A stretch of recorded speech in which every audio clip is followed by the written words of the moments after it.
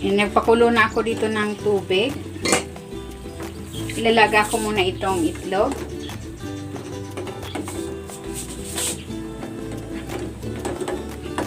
And i-boil natin yan for 8 minutes.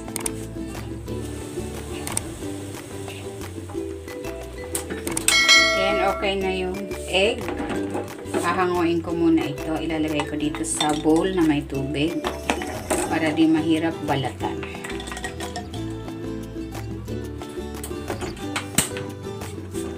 Gagawin ko na yung sauce. Maglalagay ako ng cooking oil. Igigisa ko na tong bawang.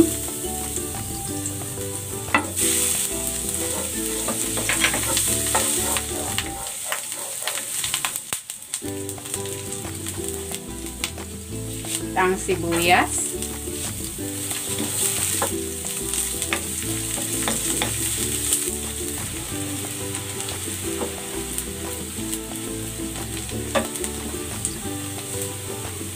Maglalagay ako dito ng toyo, oyster sauce,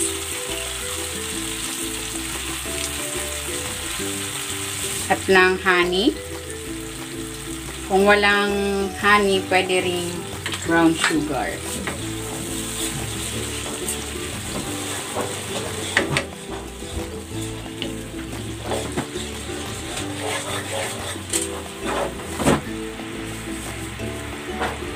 Maglalagay din ako ng paminta.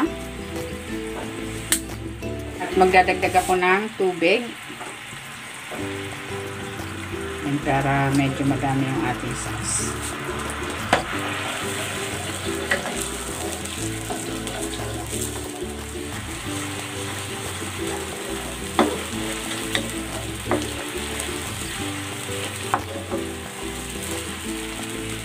Ayan, medyo malabnaw yung sauce.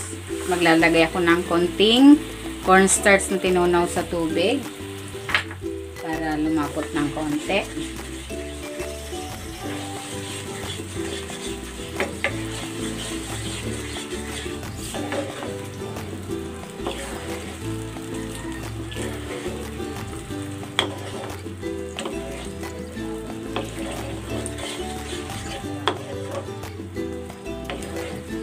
Ayan, okay na ito.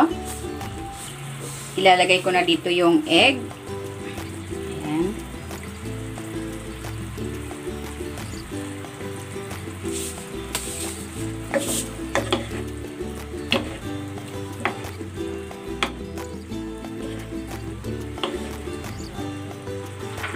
Maglalagay ako dito ng spring onion.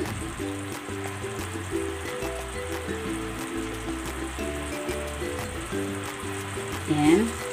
At maglalagay ako ng chili flakes para may kunting anghang. Ayan, luto na itong ating egg with oyster sauce. Hanguin na natin.